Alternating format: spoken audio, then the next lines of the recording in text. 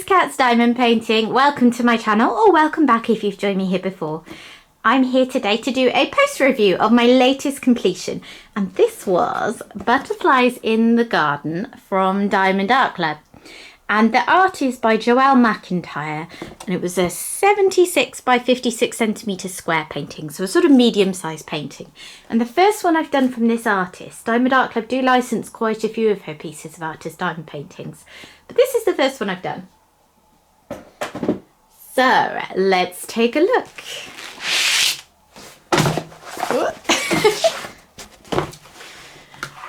They're always heavier than you think to turn them over.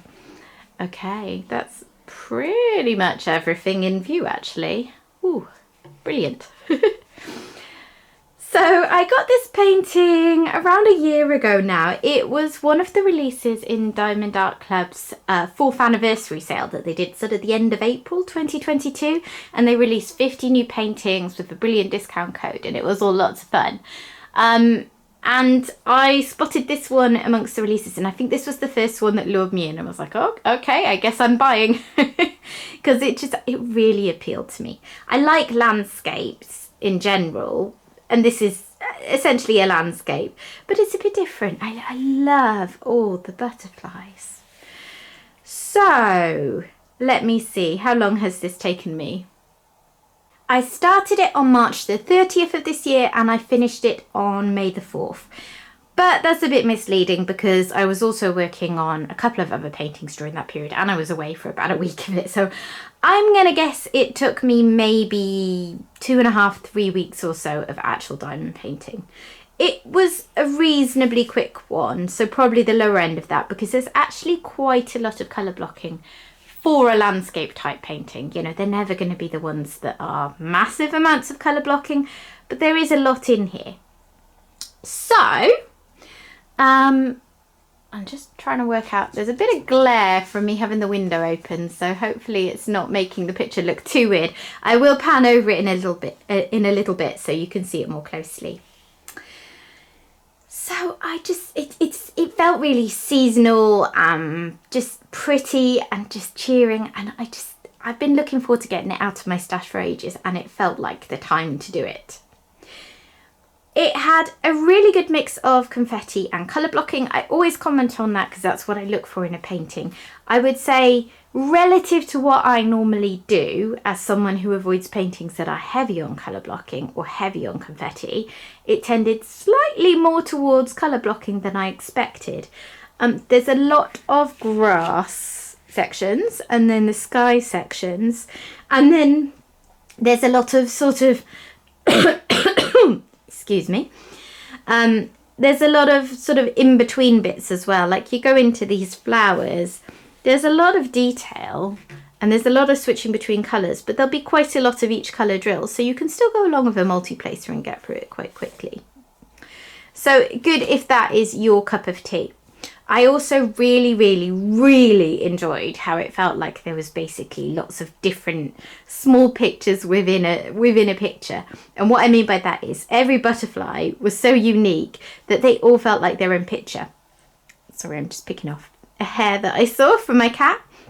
So how many are there? 1, 2, 3, 4, 5, 6, 7, 8, 9, 10, 11, 12, 13, 14, 15 butterflies. And every one is quite different. Okay, some of them are similar, but they are all different to each other. And they're just so nice and pretty. Like you've got this one, which is mostly ABs. And then this one with the purples and the orange. That one's lovely. I think this one's gorgeous too. Oh, they're all gorgeous. I can't even pick a favourite, to be honest. Maybe that one. Maybe that big one up there, because I just think that one's stunning. So that was really enjoyable because you got lots of kind of points where there was a sense of completion within the painting, even though you weren't done yet.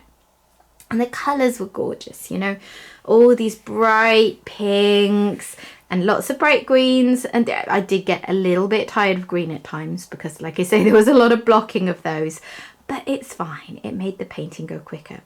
This section here, this flower, now this is confetti central, but the bright colours are just stunning. And I love the shades used in Joelle McIntyre's work. Like the blue of the sky, it's just so vibrant. Love it. There were tons and tons of ABs, it felt like, in this painting. There were only 4 different colours, but they were used pretty liberally, I would say. So there was a pink one, which was all in all these flowers like this. There was just absolutely loads of ABs in this flower. There was a purple one that was a little bit more sparing, but there's quite a lot of that through here, which hopefully you'll see when I pan over it a bit more. There was an orange one, which again was a bit more sparing, and I can't quite think. That one probably is really just bits and bobs in some of the orange butterflies and some of the orange flowers. And then the blue one, again, there was quite a lot. So there's a butterfly here, as I said, that's mostly ABs. There's another one up there. I can see the ABs in my favourite one up there. So there was quite a lot of those, and they're just gorgeous. It just gives you this sense of this beautiful sunny day, the sun's shining down, all the butterflies are out in the garden, and the light is just glinting off them. That's what it made me think of. I will say at the start of the painting, I was really excited to get working on it, and then it took me longer than I expected to kind of get into it. I don't know, I talk about this a lot, and I don't know if it's a me thing or a thing a lot of people do, but for me, when I started diamond painting, it's a lot like picking up a new book, and sometimes it grabs you straight away and you can't put it down. Quite often, you work at it a little bit before you get into it, and then you're gripped, and then you want to work on it. And I did sort of the first few rows, I was like, you know, I'm enjoying it, but I'm not enjoying it as much as I thought. That's a weird me thing. It's definitely not a reflection of the painting. It's just the way my brain works. But I did get into it. By the time I got maybe a third of the way through, I was very much into it, and I probably worked straight through on it after that point without switching to other paintings much. Oh, the other thing that I wanted to pick out was the archway, just because, again, it's just a piece of the picture I really enjoy. I think it looks so beautiful. The way it's rendered, it looks so 3D. I mean, it looks pretty good in person, but when I'm looking at it through the viewfinder, it really looks real. And all the flowers over the top, it's just beautiful. So let me show you the drills I have left. I've got plenty. Oops. Maybe not the best idea to twizzle that round on top. I'll knock drills free. This is one of the paintings that came out after Diamond Art Club started to tighten their grids. So the square drills fit really, really, really snugly, which I love. But it does mean just occasionally, if you don't quite press one in enough, it can be loose. So I've had to just go over it with my hand and make sure they're all popped in.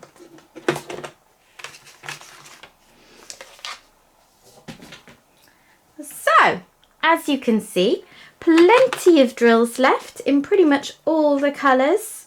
I don't think there's any that I worried about running out of. The ones that are a bit lower are ones that there just wasn't that much of in the painting anyway, so I knew they were going to be fine. That's probably one of the lower ones, but you know, it wasn't a big colour in the painting, so no issues whatsoever.